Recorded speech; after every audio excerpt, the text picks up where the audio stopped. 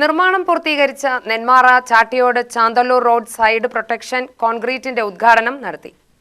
5 ലക്ഷം രൂപ ചെലവഴിച്ച് നിർമ്മിച്ച പദ്ധതിയുടെ ഉദ്ഘാടനം കെ പ്രേമൻ എം.എൽ.എ. നിർവഹിച്ചു.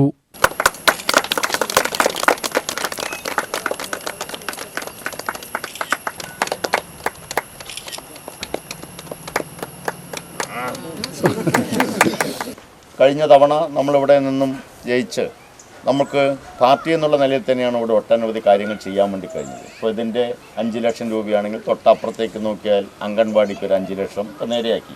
നമ്മുടെ മാട്ടായിലേക്ക് നോക്കിയാൽ അവിടെ ഒരു 5 ലക്ഷം വെച്ചു. ഇപ്പോൾ അതിൻ്റെയും ഉദ്ഘാടനം കഴിക്കണം അല്ലേ.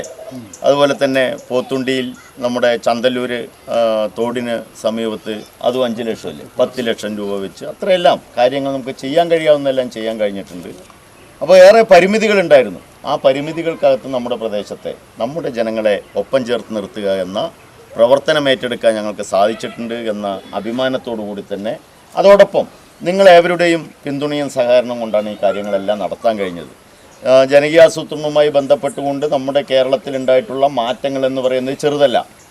നേരത്തെ നമ്മൾ കമ്പിരാന്തൽ വിളക്ക് മാത്രം ഉപയോഗിച്ചിരുന്ന വീടുകളിലേക്ക് ലൈറ്റെത്തി കിണറിന് പാടത്തിൻ്റെ നടുക്കുള്ള കിണറുകളിൽ പോയി വെള്ളം കൊണ്ടുവന്നിരുന്ന ആളുകളുടെ വീട്ടുമുറ്റത്തേക്ക് പൈപ്പുകളെത്തി നമ്മുടെ നടവരമ്പുകൾ റോഡുകളാക്കി മാറ്റി ഈ പ്രദേശത്തുൾപ്പെടെ ഒട്ടനവധി കാര്യങ്ങൾ നമുക്ക് ചെയ്യാൻ വേണ്ടി കഴിഞ്ഞിട്ടുണ്ട്.